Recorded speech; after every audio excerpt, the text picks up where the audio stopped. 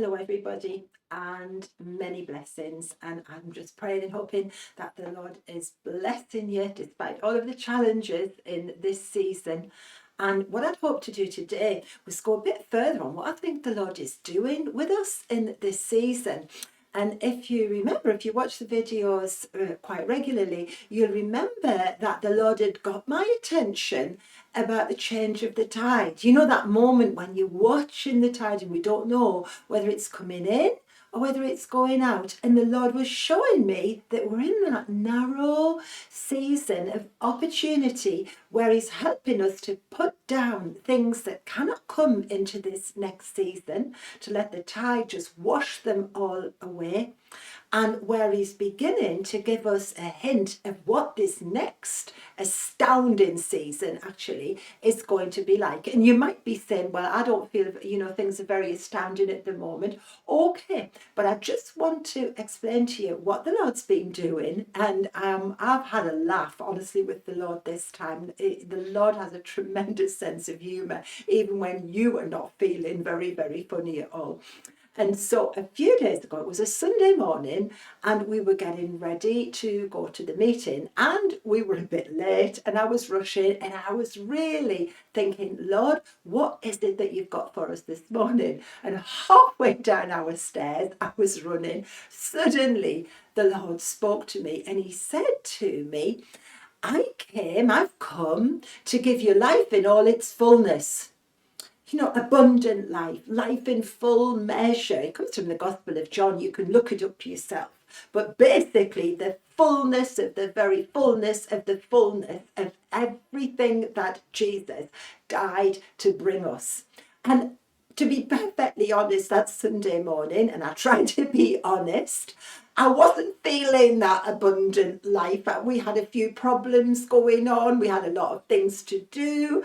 And I was thinking, oh Lord, what on earth is going on? And I thought, Lord, I really need to know more of your abundant life. I've been a Christian a long time, but I feel at this time the Lord is saying, but there is so much more. Persevere and press in. And I started to look at some scriptures, and I'm deeply in this, so probably we'll come back to this as well for a second or even a third time, because it's been exciting me so much, and I've had to laugh as well. I nearly called this video Mud in Your Eyes. I might decide to do that yet, you'll have to see. And the bit about abundant life comes actually in a season of Jesus' life when He's facing a huge amount of opposition from the Pharisees, from the religious Jews, from those who are counting themselves kind of like the guardians of the rules, the guardians of how to do it, the guardians of all knowledge, the guardians of everything that God said. And it's got to be done that way, otherwise you're in trouble. And before we look any further at abundant life, I want to say to you, abundant life can be very, very costly when you go for it. But I encourage you to go for it with everything in you at this time. It's just so important. And so I started to look at where Jesus is starting to talk about abundant life. And if you go back, it's in John 9 and John 10 that you have to read it as if it's happening, at once. Read it as if it's a sequence instead of breaking it up. And a guy I absolutely love, if you go to the beginning of John and chapter 9, there's this amazing guy. I love him. And this is the blind guy. And it says Jesus in verse 1, he's passing by and he sees there a man who's been blind by birth. And if you look, you'll see that he was born that way, and that he's actually begging. And everybody knows who he is. And the story starts with the disciples who ask a really, really good question. And they say to him, looking at this man, Rabbi, who sinned, this man or his parents, that he was born blind? Excellent question. And excellent questions get excellent answers. And Jesus says, neither of them. It wasn't the parents and it wasn't the man. It's so that the works of God should be revealed in him. And then Jesus says, he has to do the work of him who sent him while it's day, because the night's coming when no one is going to work. And I do believe in this world as well, such a darkness will fall. And the Lord's saying, there's this time where you need to be working, because Jesus, of course, sends us just as the Father sent him. And you can read the rest by yourselves. And what he actually does is amazing. You think of health and safety today, you would never get away with it. Jesus would have been instantly stopped.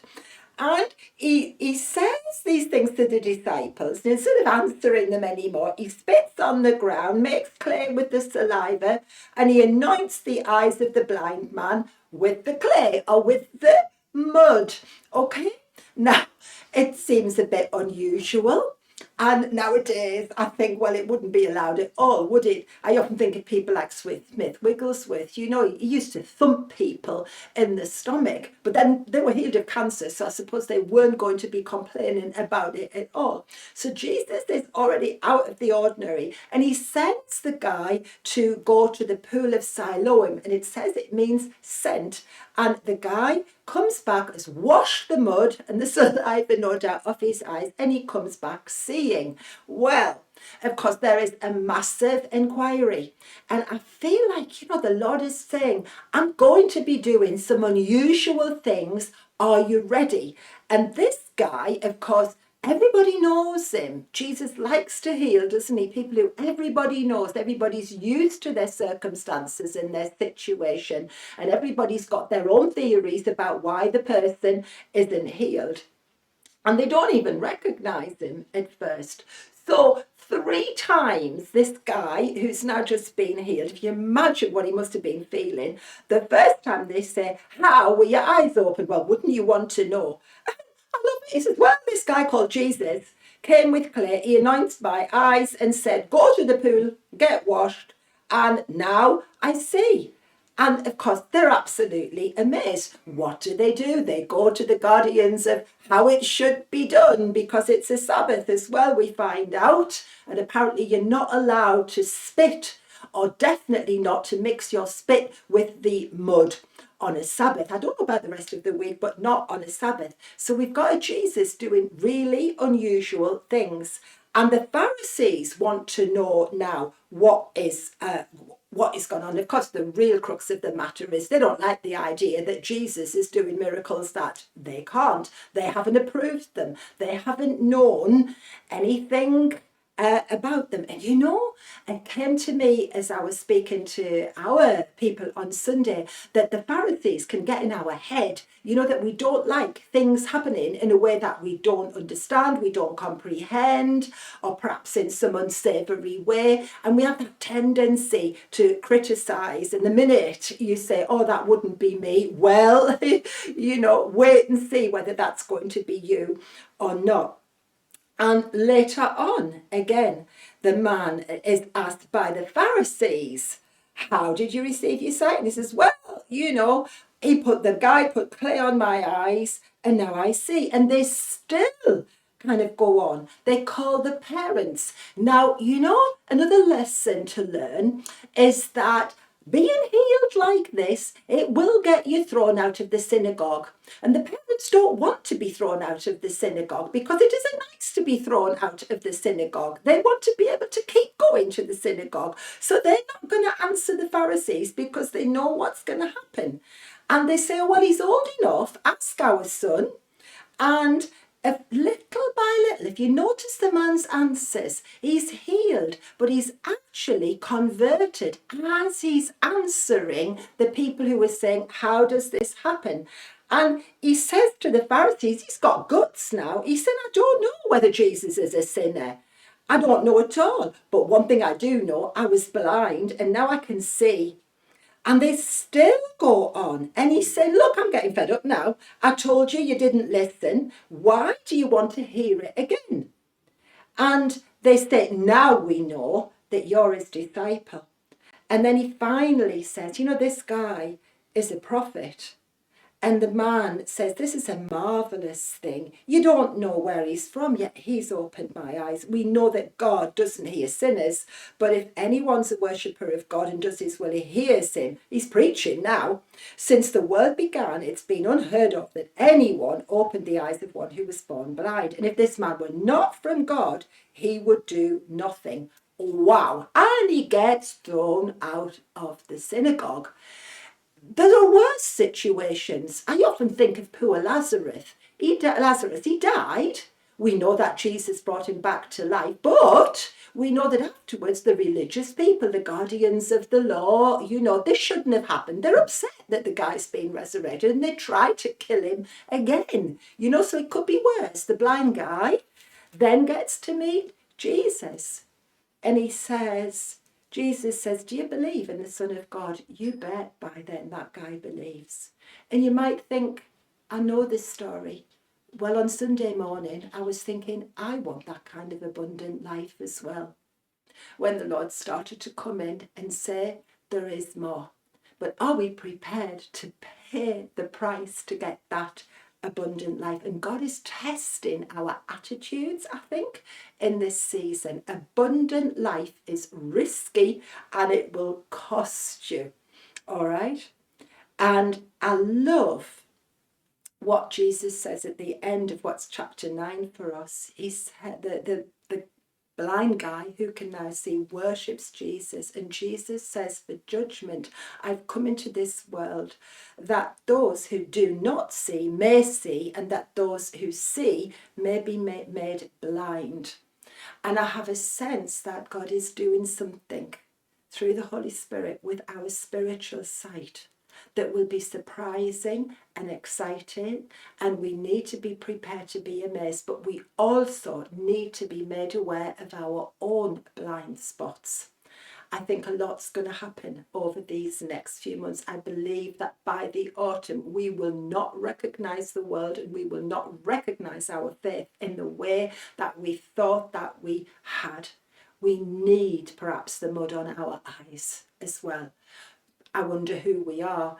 Probably there's a bit of the Pharisee in all of us, that we want to check something out. Perhaps we like the parents. We see that something amazing's happened, but we don't want to be thrown out of the synagogue. We won't take the risk for that abundant life.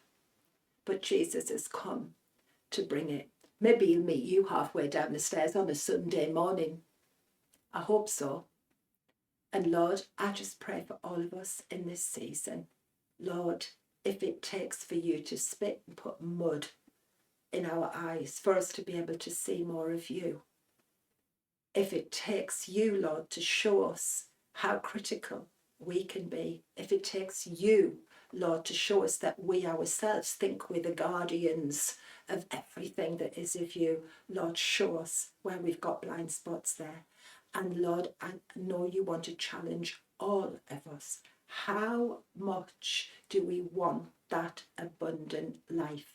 We've got a lot, but there's so much more. And I pray for every single one of you that the Lord in this season will show you the depths and the heights and the risks of that abundant love. Even if you do get kicked out of your equivalent of the synagogue.